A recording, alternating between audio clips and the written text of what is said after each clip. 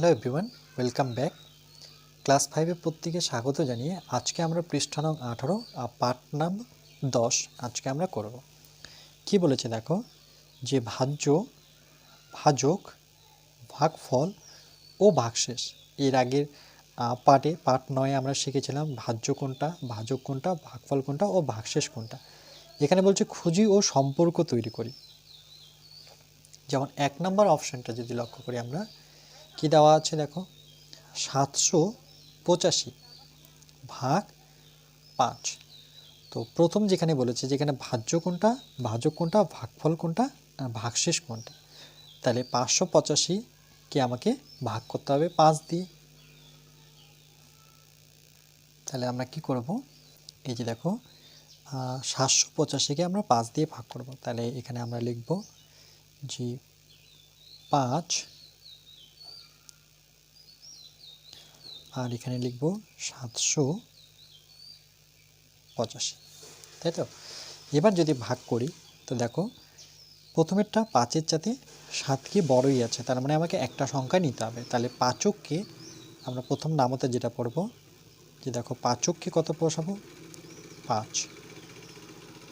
তাহলে 7 থেকে যদি 5 বিয়োগ করি 5, 6, 7, কটা ডট পেয়েছি, 2টা। তাহলে এখানে 2 নামাবো। এবার 2 কি 5-এর চাইতে যেহেতু ছোট, তাহলে এটাকে বড় করতে গেলে আমাকে 8কে নামাতে হচ্ছে। তাহলে কত হয়ে গেল, সংখ্যাটা 28। 5 ঘর যদি নামাতে পড়ি 5 5 25, 5 6 30। দেখো 5-এর সাথে যদি আমি 6 গুণ করি তাহলে 5 6 কিন্তু 30, বেশি হয়ে যাচ্ছে 30, তাই তো। তাহলে এটা নিতে পারবো না। তাহলে কত নিতে হবে, আমাকে 5 নিতে হবে। 5 5 কত, 25। তাহলে এখানে আমাকে বসাতে হবে 5, মানে কম বসাতে পারবো, বেশি বসাতে পারবো না। 5 5 25। তাহলে 5 থেকে যদি 8 গুণি 5 6 7 8, কত হচ্ছে দেখো 1 2 3। 3 আবার ছোট হয়ে গেল 5-এর চাইতে, তাই এবার আবার আমাকে 5কে নামাতে হচ্ছে। এবার 5 ঘর যদি নামাতে পড়ি তাহলে কত পাবো দেখো, 5 7 35, মিলে গেল। যেহেতু মিলে গেছে তাহলে এটা কি হবে আমার, শূন্য। এবার বলো যে এখানে কোনটা বলেছে ভাজ্য, কোনটা ভাগফল, কোনটা ভাগশেষ। তাহলে ভাজ্য কোনটা, এখানে দেখো এখানে যদি আমরা দেখি যে ভাজ্য, ভাজ্য আমাদের কোনটাকে বলবো, যাকে আমরা ভাগ করছি, মানে 785। তাহলে এখানে আমরা লিখব 7 8 5। ভাজক কি, যাকে দ্বারা ভাগ করা হচ্ছে, কত দ্বারা ভাগ করা হচ্ছে, 5 দ্বারা। তাহলে ভাজক হচ্ছে আমার 5। ভাগফল মানে যেটা বেরিয়েছে 157। ভাগশেষ কিছু নেই বলতে কি বেরিয়েছে, ভাগশেষ আমাদের 0 বেরিয়েছে, তাই তো। তাহলে দেখো 785কে আমরা কি জানি, যে আমাদের ফর্মটা কি ছিল, যে 785। আর এখানে যদি সংখ্যাগুলো লিখি তাহলে আমরা জানি আগে এটাকে যদি করি যে ভাজ্য সমান সমান আমরা কি জানি, ভাজক। এখানে লিখবো যে ভাজক, ফর্মুলাটা যে ভাজ্য সমান সমান হচ্ছে ভাজক, তারপরে হচ্ছে ভাগফল, এটা মনে রাখবে, যোগ ভাগশেষ, ভাগশেষ। ওকে, এটা খুবই ইম্পর্টেন্ট, এটা মনে রাখবে। ভাজ্য সমান সমান ভাজক গুণন ভাগফল প্লাস ভাগশেষ। তাহলে 785 কি আমার ভাজ্য, আর ভাজক কত, এখানে হবে আমার 5, ভাগফল কত 1 5 7, ভাগশেষ কত 0। ওকে, এবার বলছে ভাগশেষ ভাজকের চেয়ে বড় না ছোট, এটা বলছে। তাহলে দেখো ভাগশেষ, ভাগশেষ ভাজকের চেয়ে, ভাজক কোথায় আমাদের 5, আর ভাগশেষ কত 0। তাহলে দেখো 0 হচ্ছে ভাগশেষ, ভাজক হচ্ছে 5। তাহলে এদের মধ্যে বড় কি, 5 বড়, তাই তো। তাহলে এইটা সাইন দিয়ে বোঝাবো লেস দেন, 5 যেহেতু বড়। তাহলে এখানে কি লিখবো, বড় লিখবো। ওকে, না এখানে বলছে ভাগশেষ ভাজকের চেয়ে, সরি, ভাগশেষ ভাজকের চেয়ে ছোট। দেখো 0 ছোট, তাহলে এখানে বড় হবে না, এটা হবে ছোট। ভাগশেষের কথা বলেছে, ভাগশেষটা এই ভাগশেষটা ভাজকের চেয়ে বড় না ছোট? ছোট। শূন্য যেহেতু ছোট 5-এর চেয়ে, তাহলে এটা উত্তর হবে ছোট। ওকে, 6 ওকার 2 ওকার। এর পরেরটা দেখো কি বলেছে, 2 নাম্বারটা বলছে 474কে যদি 4 দ্বারা ভাগ করা হয় তাহলে ভাজক আর ভাগফল আর ভাগশেষ কত হবে? তাহলে এটা যদি আমরা নাম্বারিং করে, দেখো নাম্বারিংটা খুবই ইম্পর্টেন্ট, যে তোমরা পরীক্ষায় যে নাম্বারিং করবে। এই যে দেখো এটা 2 নাম্বার দিলাম, কোশ্চেনটা কত 474, তাহলে ঠিক দেখে দেখে টুকে নেব। 474 ভাগ কত 4, তাহলে এখানে আমরা 4 বসাবো। হয়েছে? এবার এটাকে আমরা যখন ভাগ করব, দেখো যে 4 7 4, এটাকে আমরা কত দিয়ে ভাগ করব? 4 দ্বারা ভাগ করব। 4 ঘর নামাতে পড়লে 4কে পেয়ে যাচ্ছি, তাই তো? তাহলে আমরা প্রথমে 4কে 4 বসিয়ে দিই, 4 4 মিলে গেল। তাহলে এবার আমি সহজেই 7কে নামাতে পারি, আর 7কে নামিয়ে দেখব যে 4-এর চাইতে 7 বড় না ছোট? বড়। তাহলে আবার 4 ঘর নামাতে পারি, 4কে 4, 4 দুগুণে 8। 8 তো নিতে পারবো না, এখানে কখনোই বড় নিতে পারবো না আমরা, তাহলে আমাকে কত নিতে হবে? 1 নিতে হবে।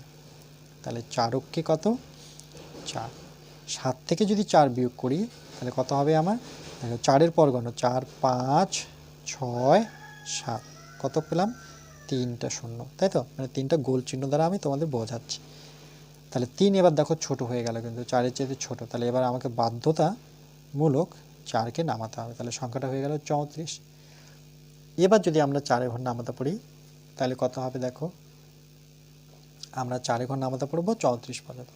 তাহলে 4 4, 4 দুগুণে 8, 3 4 12, 4 4 16, 4 5 20, 4 6 24, 4 7 28, 4 8 32, 4 9 36। তাহলে কোনটা বসাতে পারবো? 36 না 32? 36 পারবো না বসাতে, তাহলে এটা বসাতে পারবো।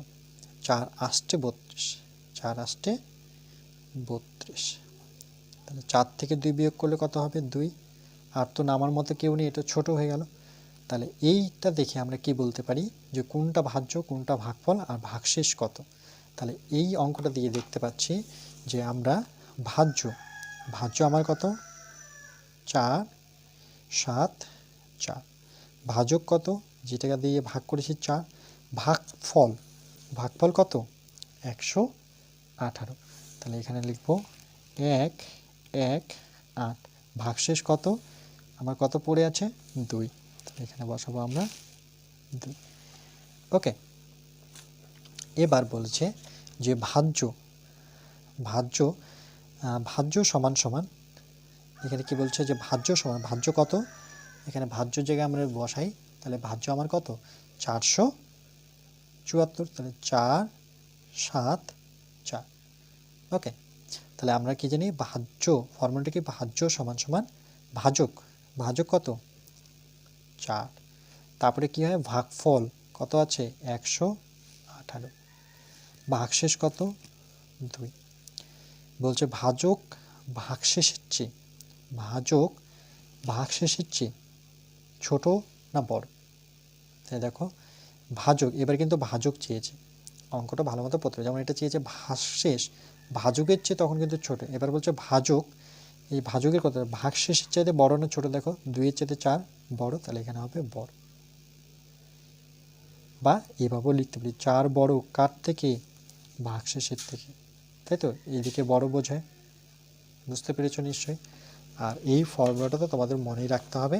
এটা এই অঙ্কটা তার সাথে দেখে নাও, তার সাথে আমি অঙ্কটা পাশে লিখে দিচ্ছি, যে মনে রাখবে এটা, যে ভাজ্য সমান সমান ভাজক গুণন ভাগফল যোগ ভাগশেষ। ওকে, এটা কোথাও নোট করে রাখবে যে ভাজক গুণন ভাগফল যোগ ভাগশেষ। ঠিক আছে, চলো এরপরে। এবার অপশন নাম্বার 3টা যদি লক্ষ্য করি কি বলেছে দেখো, 321 ভাগ 3। তাহলে একই রকমভাবে 321কে আমরা 3 দিয়ে ভাগ করব, যা 321 ভাগ 3 দ্বারা ভাগ করব, তাই তো? এটা নাম্বারিং করেছি 3 নাম্বার, তাহলে এটাকে যদি আমরা ভাগ করি তাহলে একই রকমভাবে আমরা ভাগ করব, যে 321 এটাকে আমরা 3 দ্বারা ভাগ করব। তাহলে 3-এর ঘর যদি নামাতে পড়ি তাহলে কত পাচ্ছি? 3কে, 1-এর 3-কে 3 পেয়ে গেলাম, মিলে গেল এটা। তাহলে কাকে নামাবো? 2কে। দেখো 2কে নামানোর পরও দেখছি এখানে যে 2কে নামালাম ঠিকই, নামানোর পরও দেখছি যে এটা ছোটই থাকলো, 3-এর চাইতে 2 কি ছোট। তাহলে একবারে আমাকে কটা সংখ্যা নামাতে হচ্ছে? আবার 1কেও নামাতে হবে, মানে একবারে দুটো সংখ্যা নামালাম, তাহলে 3-এর চাইতে বড় হলো, তাই তো? তাহলে একবারে দুটো সংখ্যা যখন নামাবো তখন একটা আমাকে শূন্য নিতে হবে। এটা খুবই ইম্পর্টেন্ট, এটা মনে রাখবে। যখন একবারে দুটো সংখ্যা আমরা নামাবো তখন একটা আমাকে শূন্য নিতে হবে ভাগফলে। এবার দেখো 3 7 আমরা কত পাবো? 21। তাহলে এবার আমরা লিখব যে ভাগফল, এখানে কি বলছে? ভাজ্য হচ্ছে 321 আমাদের, 321 ভাজক 3, ভাগফল কত দেখলাম? 107। 1 0, ভাগশেষ কত? ছিল না কিছু, মানে 0। তার মানে ভাজ্য, এখানে ভাজ্য কত? 321। তারপরে আমরা কি জানি? ভাজক গুণন ভাগফল, ভাজক কত? 3, ভাগফল কত? 107, ভাগশেষ কত? 0। তাহলে এখানে আমার কি দাঁড়াচ্ছে দেখো, যে ভাজক, এবার আবার বলেছে ভাজক ভাগশেষের চেয়ে, ভাজক ভাগশেষের চেয়ে ছোট না বড়? তাহলে অবশ্যই এটা কি বড়, ভাজক বড়। ভাজক কত? 3, আর ভাগশেষ কত? 0। তাহলে আমি বড় দেখাতে গেলে এই সাইনটা নেব, তাহলে ভাগশেষ হচ্ছে বড়। ওকে,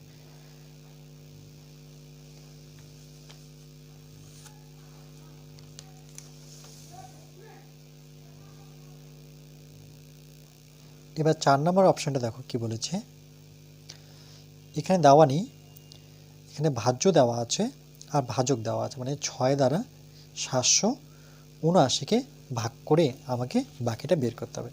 তাহলে আমরা 4 নম্বরে আমরা ভাগ করব, সেটা কত? 7 8 9, মানে 7 8 9 ভাগ কত দ্বারা? 6 দ্বারা। ওকে, তাহলে এটাকে আমরা কি করব, যে 7 8 9, মানে 789কে আমরা 6 দ্বারা ভাগ করব। 6-এর ঘর যদি নামতা পড়ি, 6 কি 6, 2 নিতে পারবো না, কেন? 6 দুগুণে কত হচ্ছে দেখো, 6 দুগুণে 12, 12 কিন্তু 7-এর চাইতে বড়, তাহলে সেটা নিতে পারবো না। তাহলে 6কে আমাকে 6 বসাতে হবে। 7 থেকে যদি 6 বিয়োগ করি, এটা বিয়োগ করতে হয়, 7 থেকে 6 বিয়োগ করলে কত? আমার 1 নামবে। 6-এর চাইতে 1 ছোট হয়ে গেল, তাহলে এটাকে বড় করতে গেলে আমাকে 8-এর সাহায্য নিতে হচ্ছে, মানে 8কে নামাতে হবে, তাহলে 18 হয়ে গেল। 6 6, 6 দুগুণে 12, 3 6 18, মিলে গেল। এরপরে কাকে নামাবো? এখানে তো নামানোর, এখানে তো কেউ নেই, এখানে শুধু 9। 6-এর ঘর যদি নামাতে পড়ি, 6 6, 6 দুগুণে 12 বেশি হয়ে যাচ্ছে, তাহলে 1 দিয়ে নিই, 6 6। আবার বিয়োগ করব, 9 থেকে 6 বিয়োগ করলে কত? 6 7 8 9, দেখো 6 7 8 9, 3 পাচ্ছি। তাহলে ভাগশেষ কত আমার? ভাগশেষ থাকছে আমার 3। ওকে, তাহলে চলো আমরা পূরণ করি। তাহলে এখানে ভাগশেষ আমরা পেলাম 3, আর ভাগফল কত দেখো?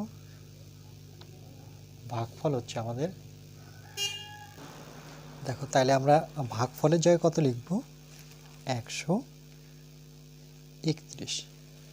ওকে, তাহলে এখানে কিভাবে লিখতে হয়? প্রথমে আমরা ভাজ্যটা লিখব, যে 7 8 9 বলতে 789 ভাগ 6। ওকে, 131 হচ্ছে আমার ভাগফল, আর ভাগশেষ হচ্ছে আমার কত? 3। ওকে, এখানে ভাগশেষ শূন্য বসিয়েছে, কিন্তু ভাগশেষ শূন্য হবে না, ভাগশেষের জায়গায় কত হবে 3। ওকে, এখানে ভুলবশত আমি শূন্য বসিয়ে দিয়েছি, এটা হচ্ছে আমাদের 3। এবার পরেরটা দেখো, 5 নাম্বার যদি আমরা করি তাহলে 819কে আমরা 9 দ্বারা ভাগ করবো। তার মানে এখানে কি লিখবো যে 819 ভাগ 9। তাহলে এখানে আমরা যদি নাম্বারিং করি, তাহলে সর্বপ্রথম আমরা 5 নাম্বার করছি, যে আমাকে 819 ভাগ কত বসাতে হচ্ছে 9। তাহলে এখানে আমরা 819 লিখব, সেটাকে 9 দ্বারা ভাগ করব। 9-এর ঘর যদি নামতা পড়ি, তাহলে দেখো 9 আমরা একবারে 81 পেয়ে যাচ্ছি, তাই তো? তাহলে কি নামছে এবার? 9 নামছে। আবার 9ও কি 9, তাহলে ভাগশেষ কিছু থাকলো না, মানে কি 0। তাহলে ভাগশেষ 0 আর ভাগফল কত আসলো আমার? 91। তাহলে ভাগফল হচ্ছে আমার 91 আর ভাগশেষ আসলো আমার 0। ওকে, এটাকে কিভাবে লিখবো? ভাজ্যটা আগে লিখতে হয়, তারপরে ভাগ ভাজক। 7 নাম্বার, তাহলে 303কে 3 দ্বারা যদি ভাগ করা হয়, দেখো তাহলে কত হবে? এটা হচ্ছে 6 নাম্বার, 3003কে 303 না 3003কে আমরা 3 দ্বারা যদি ভাগ করি, তাহলে এখানে আমরা লিখব যে 3003, এটাকে আমরা 3 দ্বারা ভাগ করব। তাহলে দেখো 3-এর ঘর যদি নামতা পড়ি, তাহলে 3 অক্ষে 3 পেয়ে গেলাম, তাই তো? তারপরে এই দুটো শূন্য, এই দুটো শূন্য কোথায় দিব বলো? এই দুটো শূন্য আমি এখানে লিখে দেব। ওকে, কেন এটা শূন্য নামছে, এখানে শূন্য আমি না নামিয়ে একবারে আমি কি করব? 3কে নামাবো, আবার 3 অক্ষে 3 বসাবো, কত হয়ে গেল আমার? 0। তাহলে ভাগফল আমি পেলাম 1001 আর ভাগশেষ আমার আসলো 0। তাহলে ভাগফল হচ্ছে 1001, ভাগশেষ হচ্ছে আমার 0। ওকে, এটা একটা ইম্পর্টেন্ট, যদি এভাবে থাকে তাহলে কি করবে? আরেকবার বলছি, 3 অক্ষে 3 বসাবে, এই যে দুটো শূন্য, এই দুটো শূন্য আমি কি করব? ঠিক ভাগফলে নিয়ে নেব। তাহলে এবার কাকে নামাবো? 3কে নামাবো, এবার 3 অক্ষে 3 করব। ওকে, তাহলে এই চ্যাপ্টার থেকে আমরা কি শিখলাম? দেখো এখানে লিখে দিয়েছি শিখন সামর্থ্য। বলছে 3 ও 4 অঙ্কের সংখ্যাকে, দেখো 3 অঙ্কের সংখ্যা আর 1 2 3 4 অঙ্কের সংখ্যাকে 1 অঙ্কের সংখ্যা দিয়ে, দেখো 1 অঙ্কের সংখ্যা দিয়ে ভাগ করা, ভাজ্য, ভাজক, ভাগফল ও ভাগশেষের মধ্যে সম্পর্ক জানা, এটাই আমরা এই চ্যাপ্টার থেকে জানলাম, এই পেজটা থেকে। নেক্সট পার্ট আমরা পার্ট নাম্বার 11-এ বাকিটা দেখি।